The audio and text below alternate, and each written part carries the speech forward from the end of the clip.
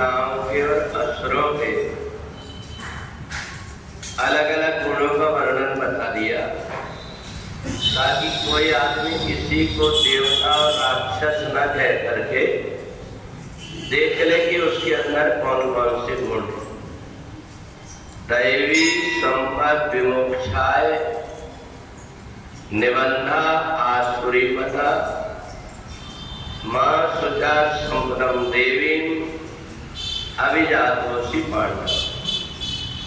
अपन किसी को देवता भी मत कहो और राक्षस भी मत कहो, केवल देख लो कि उसके अंदर कौन से गुण।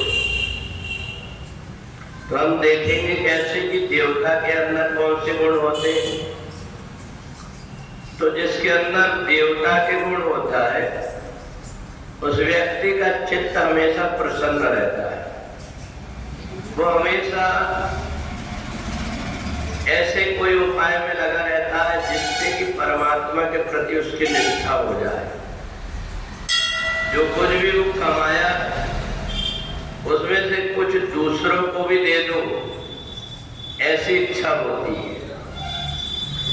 बाहर की जितनी इंद्रियां, उन इंद्रियों का संयम करके रखे और नित्य यज्ञ करते रहे, अर्थात परमात्मा से अपने आप को जोड़ करके रखे, स्वाध्याय करता रहे, कुछ न कुछ अच्छी चीजें सुनने का, पढ़ने की आदत बने, तब करने की कोशिश करे।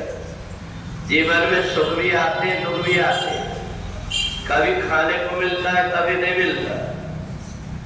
तो सब प्रकार का खाओ, तो कभी ना मिले या फिर अपनी रुचि का ना मिले, तो जो कुछ मिल जाए उसको खा करके तब, अर्थात अपने मन के अंदर की इच्छा नहीं, बाहर की जो चीजें मिलती है उसमें कभी कभी राजी हो जाए।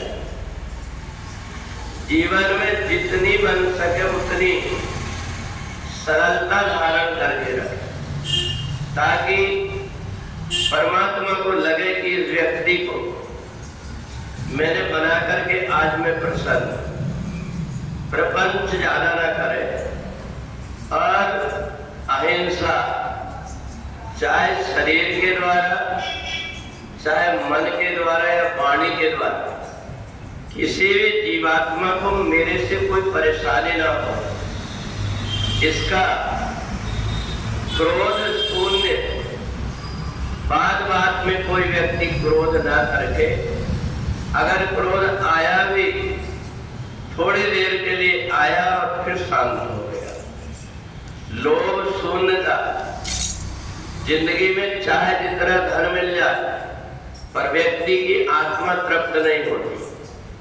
परंतु जिस व्यक्ति के अंदर लोभ नहीं होता वो परमात्मा को बार बार धन्यवाद देता, जो दिया है तूने उससे मैं बहुत प्रसन्न हूं। कभी भी अपने से छोटे वालों को देखो कि उनसे तो हमारे पास अच्छा ही है, कम से कम। लोभ शून्यता, मृदुता, जब कभी कोई वाणी बोलो तो किसी को ज्यादा कष्ट न हो, और अगर जाने अनजाने में कोई व्यक्ति कोई गलती कर भी दिया तो क्षमा का भाव, धीरजता और अभिमान शून्य रहना, ये हो गए देवताओं के लक्षण। अब थोड़ा सा उनकी भी तुलना करके देख लो कि जो दानवों का हमेशा डिग्री लेकर के घूमते रहते, दंभो दर्पोभिमानस्य क्रोधा पारुष्यमेव च, ऐसा व्यक्ति जो आसुरी स्वभाव वाला होता है, वो तो जाकर लोगों को अपने साथ रख करके अपनी बड़ाई कराता है। वो बताते रहते हैं, इनको जानते हो तो बहुत पहुंचे हुए, सारे प्रपंच जितने हो सकते हैं बाहर से बहुत सारी चीजें दान करके रखता है। देखने में लगे कि सचमुच में आदमी बहुत पहुंचा हुआ है।